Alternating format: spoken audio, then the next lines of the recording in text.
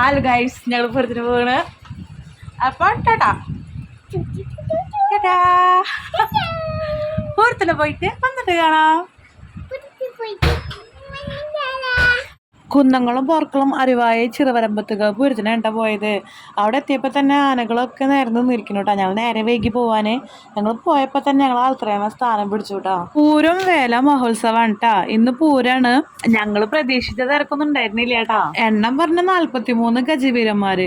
Correct എനിക്ക് എണ്ണാൻ പറ്റിയില്ല കേട്ടാ. എണ്ണ തിട്ടപ്പെടുത്തി കണക്കാക്കിയതാണ് കേട്ടാ ഞാനീ പറഞ്ഞത്. വെയിലിന്റെ അടികാരനെ ഞങ്ങളുടെ ആനകളൊന്ന് ക്ലിയർ ആയി കാണാൻ പറ്റില്ല. എന്നാലും ഞങ്ങൾ അഡ്ജസ്റ്റ് ചെയ്ത് കണ്ടു കേട്ടാ.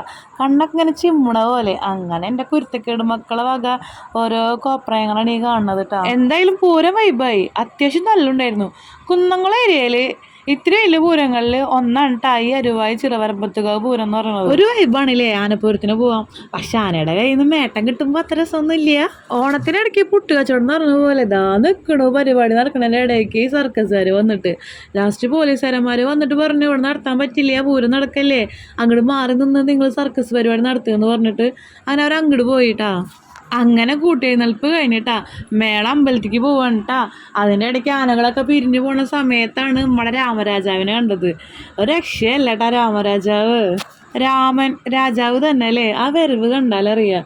കൂടെ കുറേ ആൾക്കാർ. അങ്ങനെ രാമനും കൂട്ടുകാരും അമ്പലത്തിലേക്ക് പോയി. ആനകളൊക്കെ പോയപ്പോൾ ഞങ്ങളേതായ പരിപാടിക്ക് പുറത്തേക്ക് ഇറങ്ങിയിട്ടാ. പുറത്തേക്ക് മീൻസ് അമ്പലപ്പറമ്പിലേക്ക്. ഇവരായിട്ട് പൂരം കാണാൻ വരല് എളുപ്പമല്ല കേട്ടാ.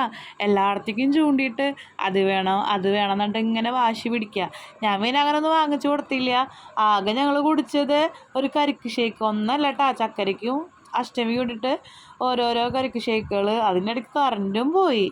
പിന്നെ കഴിച്ചത് നമ്മുടെ കോളിഫ്ലവർ ബജി കണ്ടാ. പിന്നെ ഒന്നും കഴിച്ചില്ല. ഇങ്ങനെ നിൽക്കുമ്പോഴാണ് കാളകളി വന്നത് കേട്ടാ. അങ്ങനെ കുറേ നേരം അത് നിന്ന് കണ്ടു. ഒരു പ്രത്യേക ഫീൽ ഇട്ടാ. അവരെ പാട്ടും ആ കാളകളും അമ്പലവും ആ പാടും എല്ലാം കൂടിയിട്ട് മനസ്സിനൊരു പ്രത്യേക ഫീൽ ആയിരുന്നു കേട്ടോ. ചക്കരയ്ക്ക് കഴിയുമ്പോൾ ഒരു ടാറ്റു അടിച്ചു കൊടുത്ത് ഒരു നായ്ക്കുട്ടീനെ, തല ഇങ്ങനെ കിടുകിട നടന്ന ഒരു നായ്ക്കുട്ടീനെ വാങ്ങിച്ച് 1 കിലോ അലുവ വാങ്ങിച്ചിട്ട് ഞങ്ങൾ വീട്ടിലേക്ക് പോയിട്ടാ.